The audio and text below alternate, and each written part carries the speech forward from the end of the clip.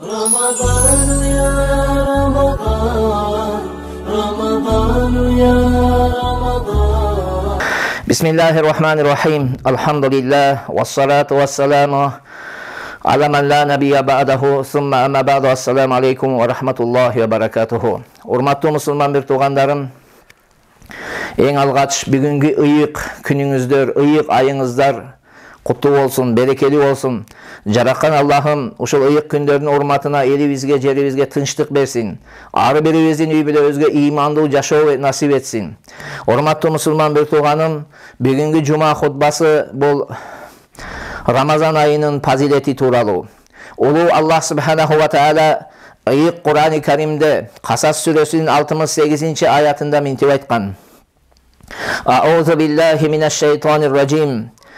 Ва раббука яхлуку ма яшау ва яхтар. О Мухаммад, сенин жаратуучуң каалаган нерсени жаратат жана алардын арасынан каалаганын пайгамбар кылып тандап алат. Каалаганын пайгамбарга жардамчы кылып тандап алат. Кыскасы, сенин жаратуучуң каалаган нерсени жаратып, өзүнө жакын кылып каалаганын тандап алат. Мына ушул аяттын негизинде, урматтуу мусулман бир тууганым, Аллах субханаху ва таала периштелерди жаратып, периштелердин арасынан Жебраил алейхиссалам, Исрафил алейхиссалам, Микаил алейхиссаламды тандап алды. Адам баласын жаратып, адам баласынын арасынан пайгамбарларды тандап алды. Пайгамбарлардын арасынан улул азм болгон 5 пайгамбарды, тактап айтканда Нух алейхиссалам, Иса, Муса алейхиссаламдар, Ибрахим алейхиссалам жана биздин сүйүктүү пайгамбарыбыз Мухаммад саллаллаху алейхи ва салламды тандап алды. Мына ушул 5 пайгамбардын ичинен арасынан Ибрахим алейхиссалам менен жаныбыз ага курман болсун пайгамбарыбыз саллаллаху алейхи ва салламды тандап алды. Пайгамбарыбыз саллаллаху алейхи ва салламды тандап алып, бардык пайгамбарлардан артык кылып, абзел кылып койду. Ошондой эле хадисте келгендей, пайгамбарыбыз саллаллаху алейхи ва саллам айтат: Аллах Таала де 70 үммет жараткан. Мына ушул 70 үммөттүн ичинен биз Мухаммад саллаллаху алейхи ва салламдын үммөтүн тандап алган. Мына ушул сыяктуу эле урматтуу мусулман бир тууганым, улуу Аллах субханаху ва таала 12 айды жаратып, 12 айдын ичинен ибадат кылдыртуу үчүн, күнөөлөрүбүздөн арылтуу үчүн, тазалоо үчүн, жан дүйнөбүздү оңолтуу үчүн Рамазан айын тандап алды. Урматтуу мусулман бир тууганым, Рамазан айында орозо тутууну алымдарыбыз Якуб алейхиссаламдын балдарына салыштырышат. Якуб алейхиссаламдын балдары Юсуф алейхиссаламды эмне кылды? Көрө албастык кылып, ал барып кудукка таштап, анын акысына кирип зулум кылышты. Бирок Аллах Таала каалаган экен, Юсуф алейхиссалам кудуктан кутулуп чыгып, барып чоң бир мамлекетте эмне болду? Визир болуп, вазир болуп иштей баштады. Урматтуу мусулман бир тууганым, бирок Юсуф алейхиссалам булар сыяктуу кекчил эмес эле. Булар сыяктуу жан дүйнөсү бузук эмес болчу. Эмне кылды? Юсуф алейхиссалам жанагы бир туугандары келген кезде алардын бардыгынын кемчилигин толуктап, каталарын оңдоп, жанагы кемчиликтерди жоюп, аларды жакшы тосуп алып, коноктоп, абалдарынын жакшыртып, кайра өздөрүнүн үйлөрүнө жөнөттү. Мына ушул сыяктуу эле урматтуу мусулман бир тууганым, Рамазан айы биз менен сиздер 11 ай бою ката кылдык. 11 ай бою көзүбүздү күнөө иш менен сугардык. Кулактарыбызды эмне кылдык? Күнөө иштерди күнөө иш угуу менен толтуруп койдук. Тилибиз менен канчадаган адамдарды жамандадык, караладык, гыйбат кылдык, ушак кылдык, жалган сүйлөдүк, кыскасы алдадык, өтө көп күнөө кылдык. Ошондой эле жүрөгүбүз менен канчадаган ката иштерди кылдык.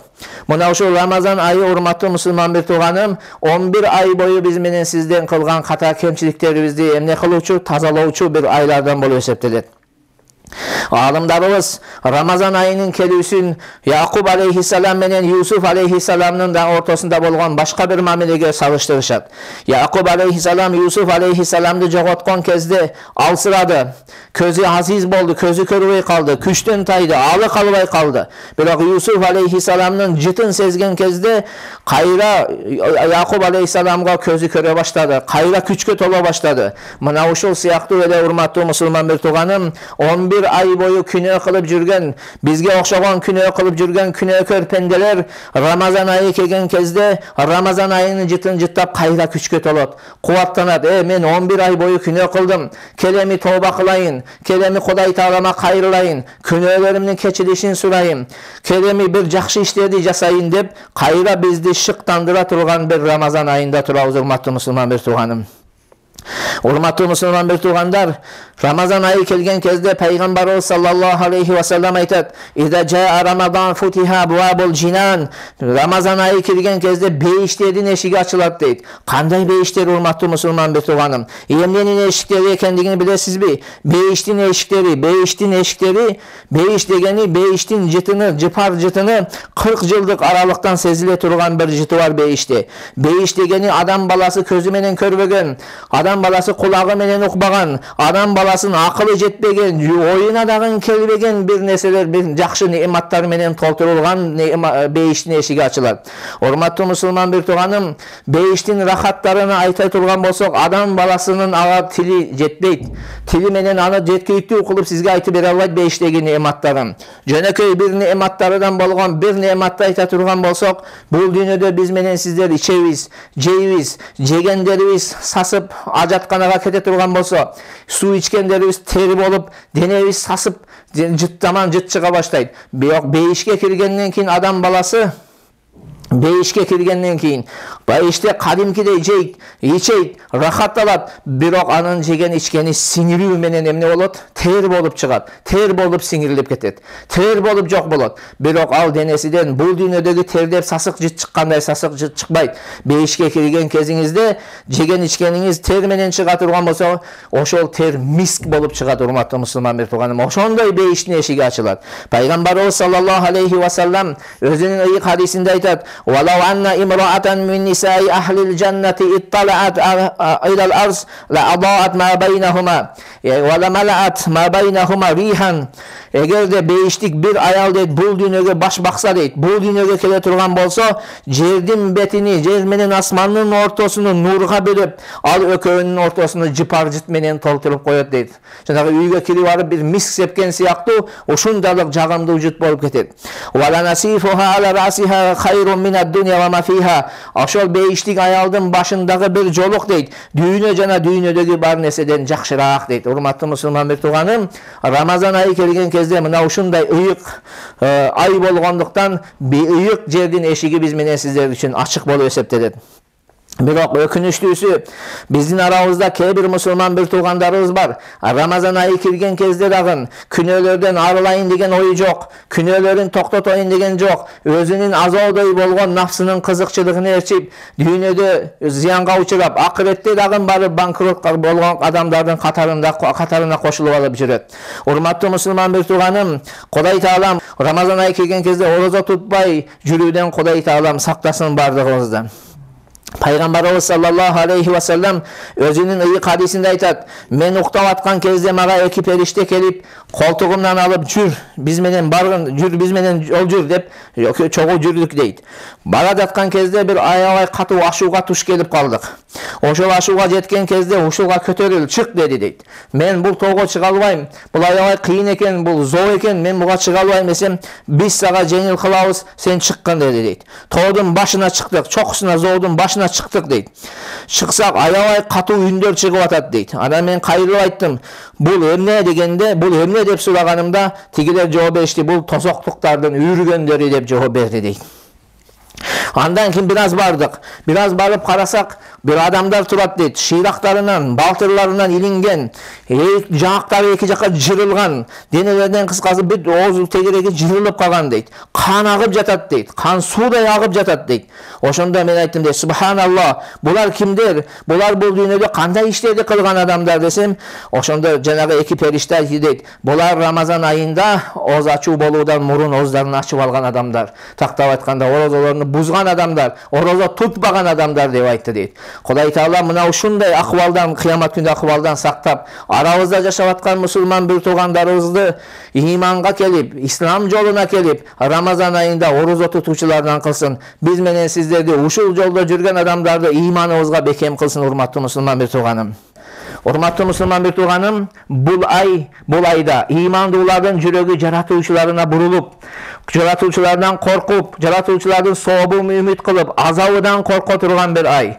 Урматтуу мусулман бир тууганым, Рамазан айында орозо тутуу ибадаттардын эң улуусу, Кудай Таалага жакындата турган амалдардын эң улуусу жана өтө бир берекелүү ибадат. Бул ибадаттын дүйнөдө дагы, акыретте дагы өтө чоң өзүнүн изи бар. Өзү калтырган бир пайдалары бар. Мисалга айта турган болсок, бул дүйнөдө адам баласы эгер Рамазан айында орозо тута турган болсо, анын нафсы жан дүйнөсү оңолот, тазарат. Анын жүрөгү оңолот, анын мүчөлөрү түрдүү фитналардан, бузукулуктардан сакталат. Адем аклагы оңолот. Канча даган сооп, улуу соопторго жетүүгө себепчи болот Рамазан айында орозо тутуу. Биздин дүйнө акыретте банкрот кылаткан күнөөлөрүбүздөн арылтуучу амал болуп эсептелет. Рамазан айында орозо тутуу бийик даражаларга жеткирүүчү болуп эсептелет. Урматтуу мусулман бир тууганым, Рамазан айында орозо тутууда ушундай чоң бир өзүнүн эмнелери бар, пайдалары бар. Урматтуу мусулман бир тууганым, Рамазан айында орозо тутуу бул орозо туткан адамдын кубанычына себеп болуп эсептелет. Дүйнөдө дагы, акыретте дагы кубанат. Себеби ибадат бүткөн кезде ар бир адамдын өзүнүн акысын ала турган күн келет. Мына ошол акысын ала турган күндө бардыгыбыз кубанабыз иншалла, бүгүнкү күнгө орозо туткан адамдар. Урматтуу мусулман бир тууганым, бул дүйнөдө кылган ибадаттарыбыздын кыйынчылыгы кетет. Кыйналып туруп, ач калып, чаңкап орозо тутабыз, бул бүтөт. Бир айдын ичинде бүтүп калат. Бирок мунун сообу түбөлүккө калат. Эгерде бул айдын ичинде биз Кудай өкүмүнө моюн сунбасак, Кудайдан тоң моюндук кыла турган болуп, өзүбүздүн нафсыбыздын кызыкчылыгын кандырып жүрө турган болсок, бул кандырганыбыздын лаззаты бир күн эмес бир күн аяктайт, өлүм менен бүтөт, бирок анын күнөөсү калат. Урматтуу мусулман бир тууган, орустардын жакшы сөзү бар. Смеется тот, кто смеется последний дейт. Эң акыркы күлгөн бул жакшы күлгөн болуп эсептелет. Башында күлүп, ойноп, жыргап, акырында барып сиз тозоктук боло турган болсоңуз, анда сиздин ишиңиз өтө начар иш экен. Бирок эгерде сиз бул дүйнөдө кайгырып, кыйналып, Кудай Тааланын кулчулугун кылып өтүп кете турган болсоңуз, акырында алып кубанасыз. Сиз чыныгы бактылуу адам мына ошол сиз болосуз. Арабтар дагы дал ушундай сөзү бар. Ман дахика аввалан дахика калилан. Кимде ким башында күлө турган болсо, ал аз күлөт. Ва ман дахика ахиран дахика касира. Ал эми кимде ким акырында күлө турган болсо, ал көпкө күлөт деген сөздөрү бар. Ошондуктан урматтуу мусулман бир тууганым, бул бир ай бат эле өтүп кетет. Бир көз ирмемде бат эле өтүп кетет. Караңыздар, күндүн берекеси жок. Күндүн берекеси жок. Таң атат кеч кирет. Таң атат кеч кирет. Мына ушинтип атып бир ай өтүп кетет. Бирок биз менен сиздер үчүн өтө көптөгөн пайдаларын өзү калтырып кетет. Урматтуу мусулман бир тууганым, Рамазан айында орозо тутуунун негизги максаттарынын бири бул такыбалыкты, оңолууду түптөө болуп эсептелет. Аллах субханаху ва таала ыйык Кур'ан-ы Каримде биз менен сиздерге кайрылып мынтип айтат: "О имандуулар, силерге Рамазан айында орозо тутууну парз кылынды. Силерден мурункуларга парз кылынганы сыяктуу силердин оңолууңар үчүн" дейт. Урматтуу мусулман бир тууганым, такыба болууңар үчүн, оңолууңар үчүн дейт. Анткени адам баласы оңолгон кезде анын көптөгөн кыйынчылыктары жеңил боло баштайт. Аллах Таала ыйык Кур'ан-ы Каримде эмне дейт? وَمَنْ يَتَّقِ اللَّهَ يَجْعَلْ لَهُ مَخْرَجًا. Kimde kim takva bolsa, Kuday Taala'dan korko turgan bolsa, Allah Taala aga bardык кыйынчылыктардан эшик ачып коюп, жеңил кылып коет дейт. Ошондуктан такыбалыктын өтө чоң пайдалары бар. Кайсы киши Аллах Тааладан коркуп туруп, Аллах Таала койгон чекте токтоп, ага жакындабай андан алыстата турган болсо, Аллах ага эмне кылат дедик? Эшик ачып коет. Кыйын жашоо, арам жашоодон адал жашоого алып чыгат ал кишини. Кыйын жашоодон оңой жашоого алып чыгат. Дозоктон бейишке алып барат. Урматтуу мусулман бир тууганым. Кайсы киши кесип тандаган кезде ошол адал жагыны издеп, адал кесипти тандап ала турган болсо, Аллах Таала аны эмне кылат? Ошол кесипте банкротко учуроодон сактап калат. Анын рызкысын жетиштүү рызкы кылып берет. Анын байлыгыны өсүүсүнү Кудай Таала эмне кылат? Өзү сактап берет. Эгерде кесип кылган кезде, кесипти тандаган кезде адал кесипти тандасак, кайсы киши пайгамбарыбыз саллаллаху алейхи ва салламдын сүннөтүн эрчиген кезде такыбалык кыла турган болсо, Кудай Тааладан коркуп туруп эрчи турган болсо, Аллах субханаху ва таала ал кишини адашуудан, бидат жолдорго, туура эмес жаңы нерселерге кирип кетүүдөн өзү сактай турган болот. Кайсы киши өмүр жолдошту тандаган кезде Кудай Тааладан коркуп тандап, аны менен болгон мамиледе Кудай Тааладан корко турган болсо, ал кишини Кудай Таалам үй бүлөлүк бактысыздыктан сактайт. Кайсы киши өзүнүн уулдарын тарбиялаган кезде Кудай Тааладан коркуп, аларга татыктуу тарбия бере турган болсо, келечекте анын балдарынын ак болуусунан, анын балдарынын бактысыз болуусунан, өзүнүн дагы бактысыз болуусунан Кудай Таалам аны сактап коет. Кайсы киши өзүнүн амалында Кудай Тааладан коркуп жакшы амалды тандай турган болсо, Аллах разы боло турган амалды тандай турган болсо, Аллах субханаху ва таала кыскасы ал ишинде банкротко учуруудан эмне кылат экен, сактап коет. Урматтуу мусулман бир тууганым, бул бир экинчи жагынан алып карай турган болсок, кээ бир алымдарыбыз лааллакум таттакун, силердин оңолууңар үчүн деген аятты лааллакум тутиун дешет. Балким силер Кудай Таалага моюн сунарсыңар деп чечмелейт. Урматтуу мусулман бир тууган, бул аяттын мазмунунда эмне болот? Балким биз бүгүнкү күнү Аллах бизге жеп ичиге адал болгон нерседен сактана турган болсок, эртең келечекте Рамазан айы чыккандан кийин арамдан сактана турган болобуз. Мүмкүн бүгүнкү күнү биз менен сиздер баамдат намазыга, пешин намазыга, асыр намазына Рамазан айында кыскасы жамаат менен намаз окууга көнө турган болсок, жыл бою биз менен сиздер Рамазан айы жок болсо деле мечитке барып жамаат менен окуй тургандардан болобуз. Балким мүмкүн биз менен сиздер Рамазан айында Кур'ан окууга көнө турган болсок, андан кийин Рамазан айы аяктагандан кийин жыл бою Кур'ан окуучулардан болобуз. Балким биз менен сиздер Рамазан айында өзүбүздүн байлыгыбыздан кедей камбагалдарга, жетим жесирлерге садака кылып, аларга өзүбүздүн байлыгыбызды жумшай турган болсок, алардын лаззатын, анын даамын сезе баштап, андан кийинки айларда дагы ошондой жакшы иштерди көбүрөөк жасай тургандардан болобуз. Ошондуктан урматтуу мусулман бир тууганым, Рамазан айында орозо тутуунун максаттары эмне экен? Кудай Тааладан таква болуу, Кудай Тааладан коркуу, Кудай Таалага кайтуу, Кудай Таалага моюн сунуу болуп эсептелет. Ошон үчүн биз Рамазан айында орозо туткан кезде тек гана курсагыбыз ачыбасын, тек гана чаңкабайлы, биз менен сиздердин көзүбүз дагы орозо тутсун, колубуз дагы орозо тутсун, бутубуз дагы орозо тутсун, жүрөгүбүз дагы орозо тутсун.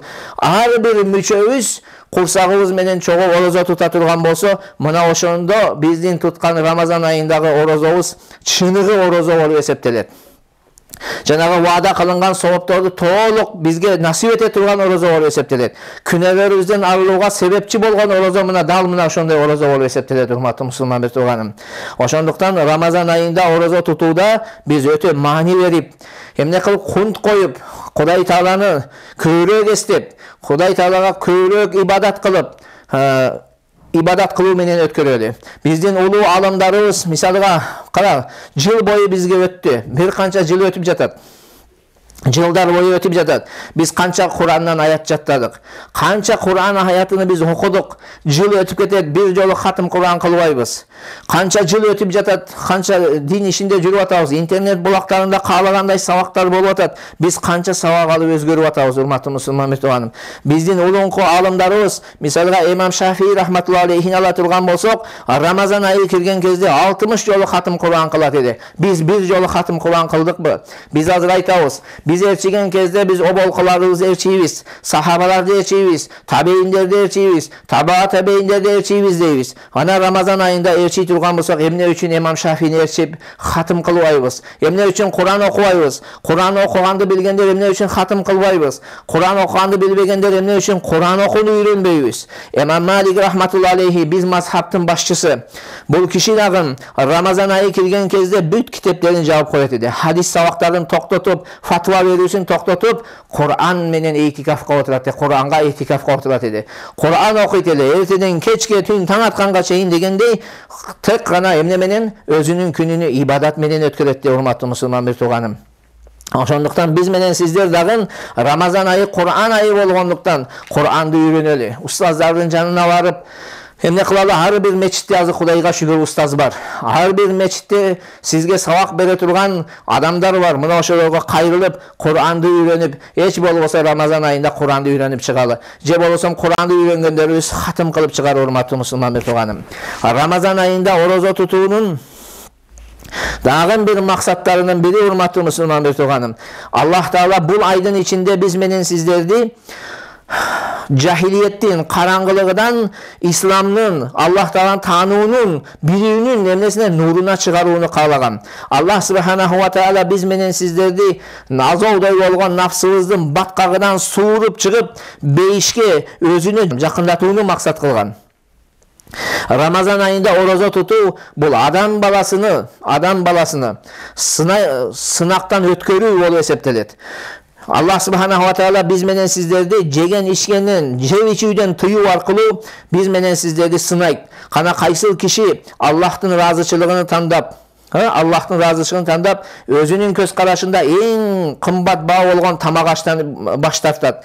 Jana kayсыл kişi Allah'tın razıçılığын çetke kagıp emne kılat, tamak aştı emne kılat, aldın koyup dep. Ушундай сынайт урматтуу мусулман бир тууганым. Урматтуу мусулман бир тууганым, кыскасы Рамазан айынын өтө фазилеттери көп, өтө сооптору көп. Кудай Таалам бардыгыбызды ушул Рамазан айында Кудай Таала бизден талап кылгандай орозо тутуп, Кур'ан менен эйтикафка отуруп, Кур'анды үйрөнүп, Кур'ан окуп, ушул айдан күнөөлөрүбүздөн арылып, эсен аман кийинки айга жетүүгө Кудайым насип этсин. Ассаламу алейкум ва рахматуллахи ва баракатуh. Ramadan ya Ramadan